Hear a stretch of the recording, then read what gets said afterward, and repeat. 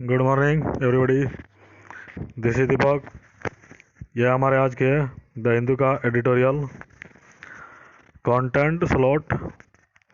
Content यानी कि विषय वस्तु, स्लॉट यानी उसकी एक जगह, विषय वस्तु की जगह। On guidelines for television channels, और जो टेलीविज़न चैनल्स हैं उनको लेकर कुछ गाइडलाइंस बनाई गई हैं, कुछ दिशा निर्देश तय किए गए हैं, उसी के बारे में पढ़ने जा रहे हैं। Public service broadcast is a good idea in a diverse country with myriad issues. Public service broadcast यानी कि जन सेवा के लिए ब्रॉडकास्ट करना यानी कि प्रसारण करना, टेलीविज़न पर कुछ दिखाना एक अच्छा आइडिया है। एक भारत जैसे देश में जो कि डाइवर्स है, मतलब विभिन्नता बहुत है यहाँ पर, और myriad इश्यूज हैं यानी कि बहुत सारे मुद्दे हैं यहाँ पर। ऐसे देश में पब्लिक सर्विस में कुछ प्रसारण करने का जो आइडिया है वो एक अच्छा आइडिया है। Tweaking guidelines for television channels operating in India, the union cabinet has laid down some norms on content as well. माने जो भारत में संचालित होने वाले टीवी चैनल्स हैं उनको लेकर जो दिशा निर्देश में कुछ सुधार किए गए हैं, बदलाव किए गए हैं। ट्वीकिंग का मतलब सुधार करना, चेंज करना। उसके बदलाव किए गए हैं केंद्रीय मंत्रिमंडल के द्वारा, और उसने कुछ नॉर्म्स भी रखे हैं कंटेंट को लेकर। जो भी विषय सामग्री है, मतलब टीवी पर क्या दिखाना है, उसको लेकर कुछ शर्तें तय की गई हैं, और दिशा निर्देश में भी बदलाव किए गए हैं केंद्रीय मंत्रिमंडल के द्वारा। In the time of polarising opinions, heated debates and narrow targeting of ideas on television, मतलब एक ऐसे समय में जब टेलीविज़न पर क्या होता है, ध्रुवीकरण वाले बॉस होते हैं, हीटेड डिबेट्स होती हैं, गर्म जोशी के साथ डिबेट होता है, मतलब लोग तेज में आ जाते हैं डिबेट करते करते, और जो विचार हैं, आइडियाज़ हैं, उनको टारगेट किया जा रहा है, हमला किया जा रहा है उनके ऊपर। It said wherever applicable. It said यानी कि जो केंद्रीय मंत्रिमंडल के द्वारा जो शर्तें बनाई गई हैं वो क्या कहती हैं, वेयर एवर अप्लीकेबल मतलब जब भी हो, जब भी संभव हो। The channels would have to broadcast, मतलब चैनल्स को प्रसारण करना पड़ेगा, दिखाना पड़ेगा।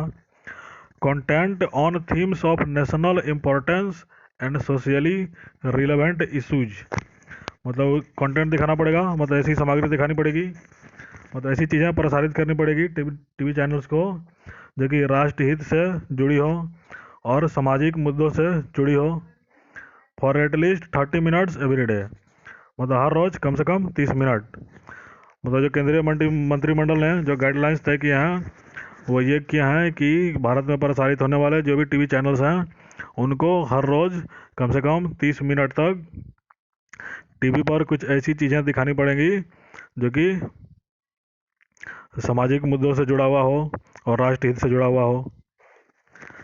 The guidelines for uplinking and downlinking of satellite television channels in 2022 point out that as airwaves and frequencies are public property and need to be used in the best interest of society, मतलब जो guidelines है, the guidelines for uplinking and downlinking. Uplinking का मतलब होता है जो नीचे से कोई सिग्नल सैटेलाइट के ऊपर जाता है उसको अपलिंकिंग बोलते हैं, और सैटेलाइट से कोई सिग्नल नीचे की तरफ आता है उसको बोलते हैं down linking.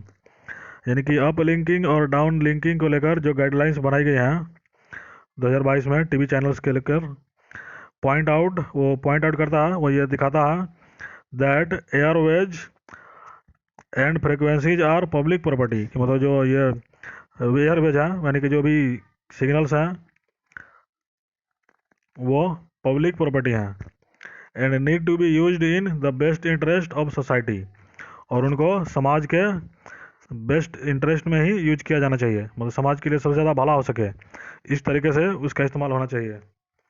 A company with permission to operate in India, मतलब भारत में जो भी कंपनी को ऑपरेट करने का इजाज़त दिया जाता है, संचालन का इजाज़त दिया जाता है। बेयरिंग फॉरेन चैनल्स, मतलब विदेशी चैनलों को छोड़कर, will have to air content in service of the public will have to air, मतलब उसको प्रसारित करना पड़ेगा। एयर का मतलब यहाँ प्रसारण करना, ब्रॉडकास्ट। ऐसे कंटेंट को दिखाना पड़ेगा, ऐसी विषय वस्तु को दिखाना पड़ेगा, ऐसी चीज़ों को दिखाना पड़ेगा जो कि पब्लिक सर्विस में हो, मतलब जनता की भलाई के लिए हो। The themes that have been picked out include, जो थीम्स यानी जो विषय वस्तु चयन किया गया है, जिसको चुना गया है कि वो टीवी पर दिखाया जाएगा, वो शामिल है, इंक्लूड है क्या? Education and spirit of literacy, शिक्षा और साक्षरता का विस्तार। एग्रीकल्चर एंड रूरल डेवलपमेंट, यानी कि कृषि और ग्रामीण विकास। हेल्थ एंड फैमिली वेलफेयर, स्वास्थ्य और परिवार कल्याण। Science and technology, welfare of women and weaker section of society, यानी कि महिलाओं का और समाज के जो पिछड़ा वर्ग है, कमज़ोर वर्ग है, उसकी भलाई। मतलब ये सारे मुद्दे दिखाए जाएंगे। Protection of environment end of cultural heritage and national integration, मतलब पर्यावरण की सुरक्षा, कल्चरल हेरिटेज यानी कि जो सांस्कृतिक धरोहर है, और नेशनल इंटीग्रेशन यानी कि राष्ट्रीय एकजुटता, अखंडता। मतलब ये सारे मुद्दे दिखाने पड़ेंगे, ये सारे मुद्दे तय किए गए हैं, जो कि हर टीवी चैनल को हर रोज़ कम से कम 30 मिनट तक दिखाने पड़ेंगे। These are subjects on which a lot more awareness is necessary, मतलब ये वो विषय हैं जिन पर बहुत अधिक जागरूकता की आवश्यकता है। According to AFICCI report, with television subscription estimated to add another 42 million by 2025, मतलब एक रिपोर्ट है, उसके अनुसार जो टीवी चैनल से जो सब्सक्रिप्शन आता है, यानी कि टीवी चैनल से जो आय होती है, वो 2025 तक 42 मिलियन और बढ़ने की उम्मीद है, फ्रॉम 178 मिलियन इन 2021, जो कि 2021 में 178 मिलियन था, 2025 तक और 42 मिलियन बढ़ने की उम्मीद है। On the face of it, the public service broadcast is not a bad idea. On the face of it मतलब जो पहली बार में ऐसा लग रहा है, पहली बार में ऐसा लग रहा है कि जो पब्लिक सर्विस में प्रसारण का जो विचार है, वो विचार बुरा नहीं है। नॉट ए बैड आइडिया मतलब बुरा विचार नहीं है। In a diverse country with myriad issues, एक विभिन्नता वाले देश में जहाँ पर बहुत सारे इशूज हैं, मुद्दे हैं। The good intent however comes with A caveat, मतलब ये जो गुड इंटेंट है, अच्छा इरादा है, इसमें कुछ खामियां भी हैं, कुछ कमी भी है। The guideline says the central government may from time to time issue a general advisory to the channels for telecast of content in national interest. ये जो गाइडलाइन है, इसकी कमी क्या है? वो कहती है कि जो सेंट्रल गवर्नमेंट है, यानी केंद्रीय सरकार, समय समय पर एक एडवाइजरी जारी करेगा, एक सलाह जारी करेगा टू द चैनल्स को, for telecast of content in national interest, कि राष्ट्र हित में जो आप विषय वस्तु दिखा रहे हैं उसको लेकर समय समय पर कुछ एडवाइजरी जारी करेगा। And the channel shell comply with the same, और जो चैनल्स हैं उनको उन्हीं का पालन करना पड़ेगा।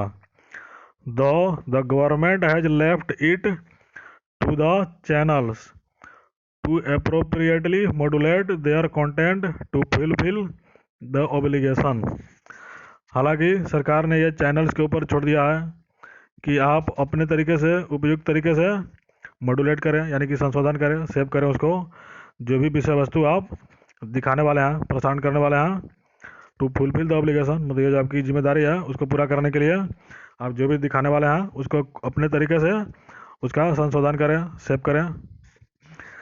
It's stated intention to step in as and when required may be another way to signal that it will keep a watchful eye on the media, मतलब इसका जो स्टेटेड इंटेंशन, मतलब इसने जो अपना इरादा बताया है सेंट्रल गवर्नमेंट ने, to step in as and when required, मतलब जब भी ज़रूरत हो वो इसमें स्टेप करेगा, दखल करेगा केंद्रीय सरकार।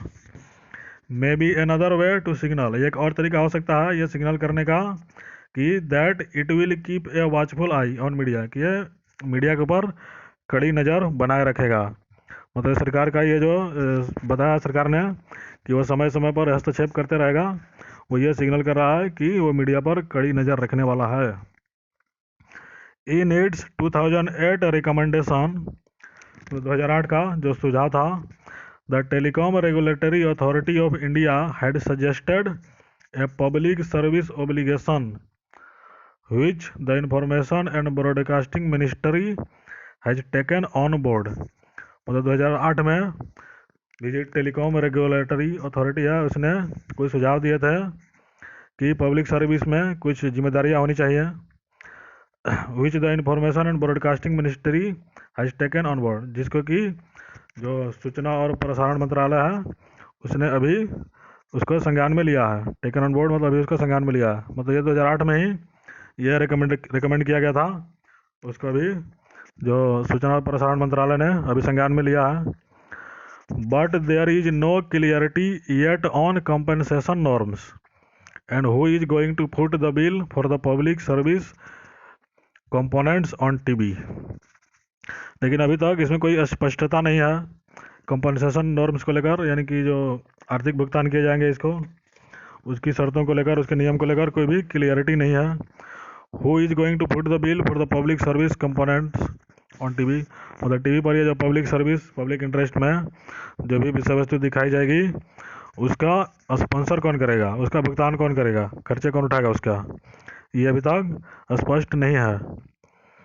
The guidelines with effect from November 9 replace those in operation since 2011 with the government announcing a host of measures which include making India a teleport hub।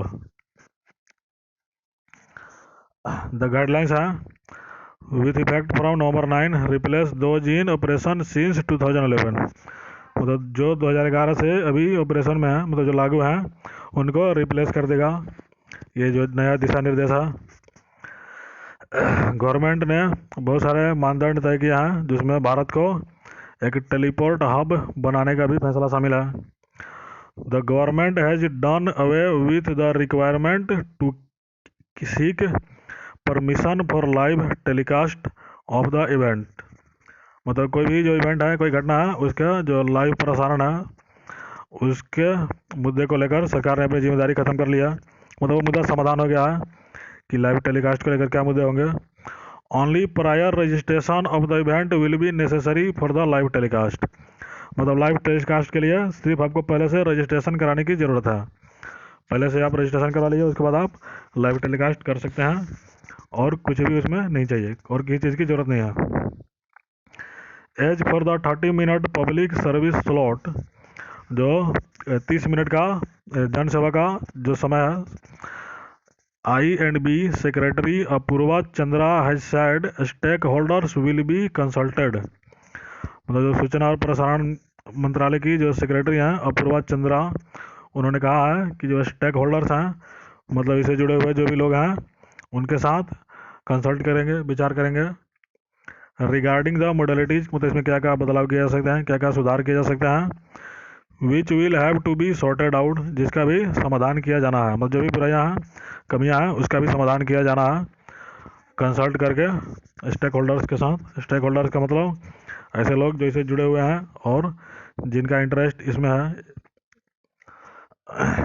ठीक है, यहाँ पर हमारा ये आर्टिकल समाप्त होता है। Thank you.